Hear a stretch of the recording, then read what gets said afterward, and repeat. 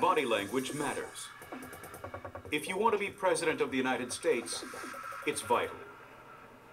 The facts are that he has said in the last week that he really liked the ideas of the Republicans over the last 10 to 15 years.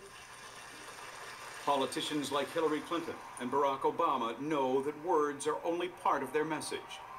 Voters are also influenced by the image they portray.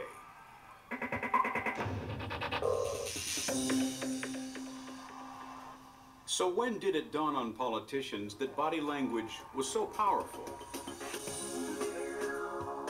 It's 1960. Vice President Richard Nixon and Senator John F. Kennedy campaigned for the presidency.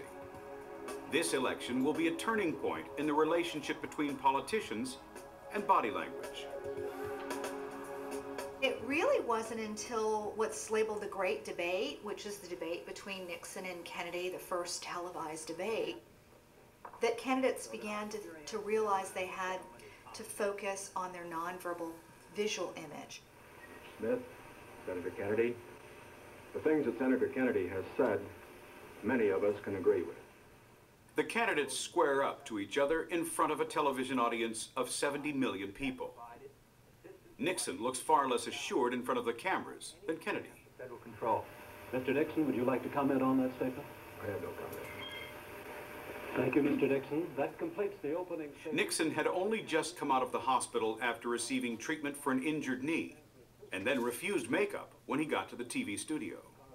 He was a manly man. He didn't want makeup. Kennedy said, put the makeup on, put all that makeup on, and he was already attractive. Nixon sweated under the lights. He compared unfavorably with the tanned and fit-looking Kennedy.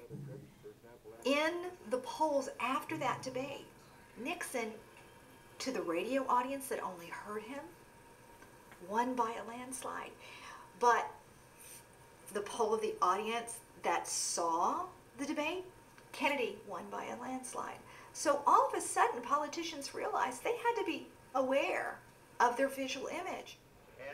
Nearly 50 years later, today's presidential hopefuls receive saturation media coverage. Voters observe their every move. Under such scrutiny, managing their image is a job for the professionals. The whole thing is a game of image versus objectives. Your objective is to win the vote. Body language is, of course, an important part of that image, which is why many politicians employ coaches, like Mark Jeffries. Very often when working with a politician, when working with someone who's trying to shape an image, you will ask that politician, so who do you admire in the public eye? And if it's a man, I mean, at the moment, typically it'd be someone like George Clooney, say.